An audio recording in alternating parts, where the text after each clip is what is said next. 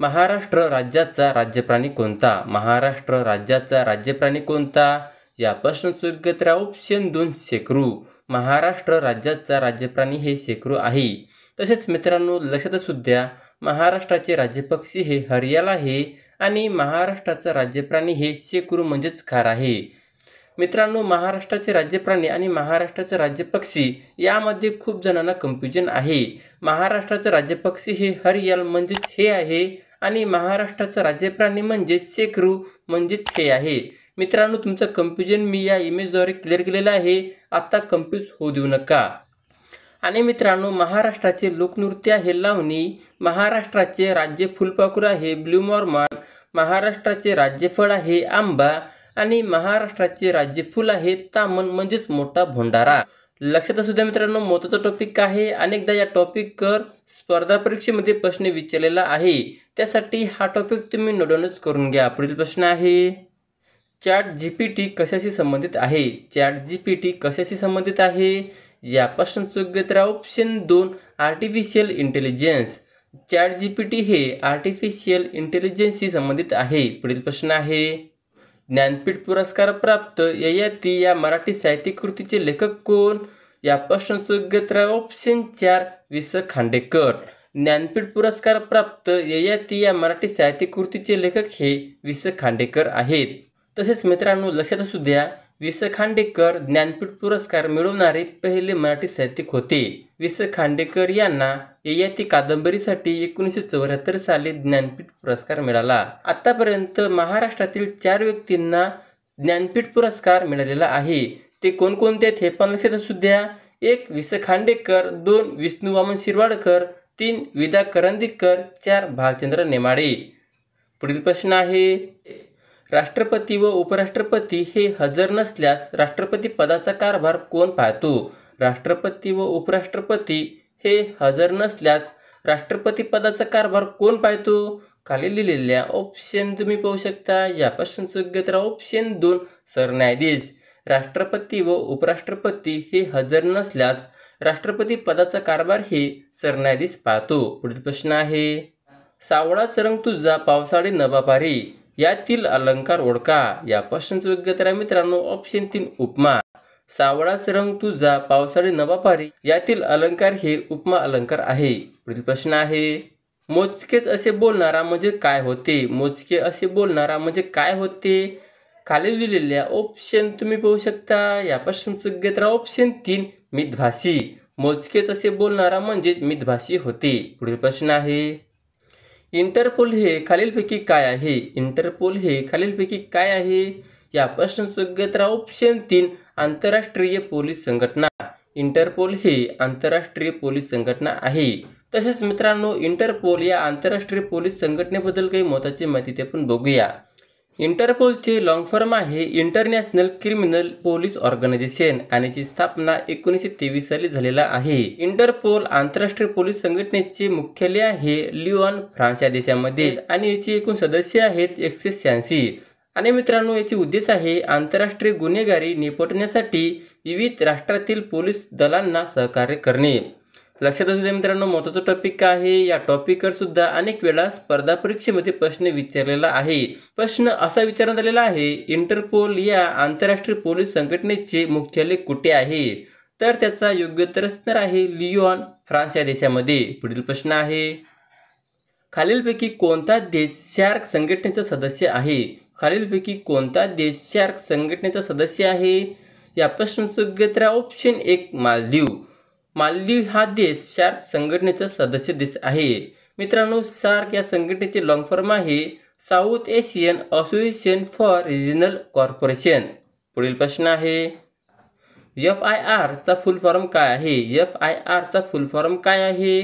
खालील दिलेल्या ऑप्शन तुम्ही पाहू शकता. या प्रश्नाचं उत्तर option 2 first information report. FIR चा लॉंग फॉर्म आहे फर्स्ट इन्फॉर्मेशन रिपोर्ट. पुढील प्रश्न आहे, CCTNS या प्रणालीचे पूर्ण नाव काय आहे? CCTNS या प्रणालीचे पूर्ण नाव काय आहे? या प्रश्नाचं उत्तर option 3 criminal and crime tracking network system. पुढील प्रश्न आहे, पांढरे सोने कशास म्हटले जाते? पांढरे सोने कशास म्हटले जाते? या प्रश्नाचं योग्य उत्तर ऑप्शन 2 कापूस. पांढरे सोने हे कापूस या पिकास म्हटले जाते. पुढील प्रश्न आहे, जिल्हा नियोजन समितीचे सचिव कोण असतात? जिल्हा नियोजन समितीचे सचिव कोण असतात? या प्रश्नाचं योग्य उत्तर ऑप्शन 4 जिल्हाधिकारी. जिल्हा नियोजन समितीचे सचिव हे जिल्हाधिकारी असतात. तसेच मित्रांनो लक्षात असू द्या, ग्रामपंचायतचे सचिव हे ग्रामसेवक असतात, तर जिल्हा परिषदेचे सचिव हे उपमुख्य कार्यकारी अधिकारी असतात. पंचायत समितीचे सचिव हे गट विकास अधिकारी असतात आणि नगरपालिकाचे सचिव हे मुख्य अधिकारी असतात. पुढील प्रश्न आहे, आंबोली हे प्रसिद्ध पर्यटन स्थळ कोणत्या जिल्ह्यात आहे? आंबोली हे प्रसिद्ध पर्यटन स्थळ कोणत्या जिल्ह्यात आहे? या प्रश्नाचं योग्य उत्तर ऑप्शन 2 सिंधुदुर्ग. आंबोली हे प्रसिद्ध पर्यटन स्थळ सिंधुदुर्ग या जिल्ह्यामध्ये आहे. तसेच मित्रांनो लक्षात असू द्या, आंबोली हे महाराष्ट्रातील सर्वाधिक पावसाचे ठिकाण आहे. आंबोली या ठिकाणी 720 सेंटीमीटर पाऊस पडतो. पुढील प्रश्न आहे, 2021 मध्ये महाराष्ट्रात समुद्र किनारी आलेल्या चक्रीवादळाचे नाव काय होते? 2021 मध्ये महाराष्ट्रात समुद्र किनारी आलेल्या चक्रीवादळाचे नाव काय होते? या प्रश्नाचं योग्य उत्तर ऑप्शन 2 तोत्के. 2021 मध्ये महाराष्ट्रात समुद्र किनारी आलेल्या चक्रीवादळाचे नाव हे तोक्ते हे आहे. पुढील प्रश्न आहे, धाराशिव जिल्ह्यात खालीलपैकी कोणते ठिकाण तालुक्याचे ठिकाण नाही? धाराशिव जिल्ह्यात खालीलपैकी कोणते ठिकाण तालुक्याचे ठिकाण नाही? या प्रश्नाचं योग्य उत्तर ऑप्शन 2 नळदुर्ग. धाराशिव जिल्ह्यात नळदुर्ग हा ठिकाण तालुक्याचे ठिकाण नाही. पुढील प्रश्न आहे, भारतातील कुठल्या शहरास टायगर कॅपिटल ऑफ इंडिया म्हणून ओळखले जाते? भारतातील कुठल्या शहरास टायगर कॅपिटल ऑफ इंडिया म्हणून ओळखले जाते? या प्रश्नाचं योग्य उत्तर ऑप्शन 3 नागपूर. भारतातील नागपूर या शहरास टायगर कॅपिटल ऑफ इंडिया म्हणून ओळखले जाते. मित्रांनो जर तुम्हाला आपला व्हिडिओ आवडला असेल तर नक्कीच या व्हिडिओला लाईक आणि चॅनलला सबस्क्राईब करायला विसरू नका. पुढील प्रश्न आहे, भारताची आर्थिक राजधानी कोणती आहे? भारताची आर्थिक राजधानी कोणती आहे? खाली दिलेल्या ऑप्शन तुम्ही पाहू शकता. या प्रश्नाचं योग्य उत्तर ऑप्शन 2 मुंबई. भारताची आर्थिक राजधानी ही मुंबई आहे. पुढील प्रश्न आहे, महाराष्ट्राचा राज्यवृक्ष कोणता आहे? महाराष्ट्राचा राज्यवृक्ष कोणता आहे? या प्रश्नाचं योग्य उत्तर ऑप्शन 2 आंबा. महाराष्ट्राचा राज्यवृक्ष हे आंबा आहे. पुढील प्रश्न आहे, ताडोबा अभयारण्य कोणत्या जिल्ह्यात आहे? ताडोबा अभयारण्य कोणत्या जिल्ह्यात आहे? या प्रश्नाचं योग्य उत्तर ऑप्शन 3 चंद्रपूर. ताडोबा अभयारण्य हे चंद्रपूर या जिल्ह्यामध्ये आहे. पुढील प्रश्न आहे, सर्वात प्राचीन वेद खालीलपैकी कोणता आहे? सर्वात प्राचीन वेद खालीलपैकी कोणता आहे? खालील दिलेल्या ऑप्शन तुम्ही पाहू शकता. या प्रश्नाचं योग्य उत्तर ऑप्शन 2 ऋग्वेद. सर्वात प्राचीन वेद हे ऋग्वेद आहे. पुढील प्रश्न आहे, अजीवनसत्वाचे शास्त्रीय नाव काय आहे? अजीवनसत्वाचे शास्त्रीय नाव काय आहे? खालील दिलेल्या ऑप्शन तुम्ही पाहू शकता. या प्रश्नाचं योग्य उत्तर ऑप्शन 1 रेटिनॉल. अजीवनसत्वाचे शास्त्रीय नाव हे रेटिनॉल आहे.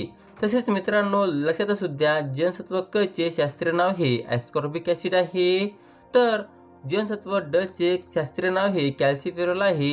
जीवनसत्व ई चे शास्त्रीय नाव हे टोकोफेरॉल आहे आणि मित्रांनो जीवनसत्व के चे शास्त्रीय नाव हे फायलोक्विनॉन आहे.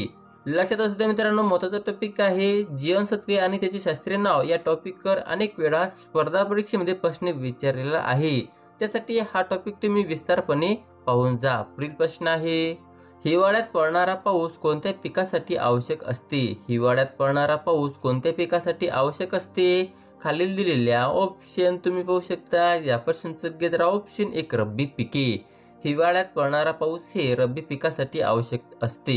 पुढील प्रश्न आहे, पण त्याआधी मित्रांनो जर तुम्हाला अशाच प्रकारचे व्हिडिओ पाहायचे असल्यास चॅनलला सबस्क्राईब करायला विसरू नका. पुढील प्रश्न आहे, देशातील पहिले डिजिटल सायन्स पार्क कुठे आहे? देशातील पहिले डिजिटल सायन्स पार्क कुठे आहे?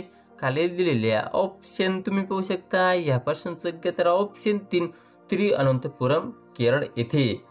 देशातील पहिले डिजिटल सायन्स पार्क हे तिरुअनंतपुरम येथे केरळ या राज्यामध्ये आहे. पुढील प्रश्न आहे, मौर्य समाजाचे संस्थापक कोण आहेत? मौर्य समाजाचे संस्थापक कोण आहेत? खालील दिलेल्या ऑप्शन तुम्ही पाहू शकता. या प्रश्नाचं योग्य उत्तर ऑप्शन 1 चंद्रगुप्त मौर्य.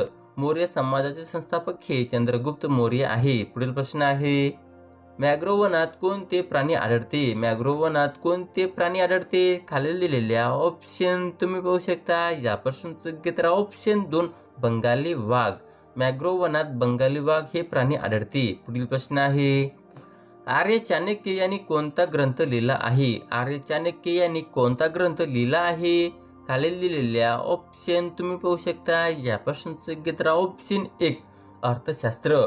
आर्य चाणक्य यांनी अर्थशास्त्र हा ग्रंथ लिहिलेला आहे. पुढील प्रश्न आहे, मानवी आहारात ऊर्जेचे प्रमुख स्रोत काय आहे? मानवी आहारात ऊर्जेचे प्रमुख स्रोत काय आहे? खाली दिलेल्या ऑप्शन तुम्ही पाहू शकता. या प्रश्नाचं उत्तर आहे ऑप्शन 4 कर्बोदके. मानवी आहारात ऊर्जेचे प्रमुख स्रोत हे कर्बोदके आहेत. पुढील प्रश्न आहे, अखिल भारतीय कबड्डी महासंघाची स्थापना केव्हा झाली? अखिल भारतीय कबड्डी महासंघाची स्थापना केव्हा झाली? खाली दिलेल्या ऑप्शन तुम्ही पाहू शकता. या प्रश्नाचं उत्तर आहे ऑप्शन 4 1950 साली. अखिल भारतीय कबड्डी महासंघाची स्थापना हे 1950 साली झाली. पुढील प्रश्न आहे, अशा प्रकारचा हा व्हिडिओ होता मित्रांनो. जर तुम्हाला माझा व्हिडिओ आवडला असेल तर नक्की चॅनलला सबस्क्राईब करा.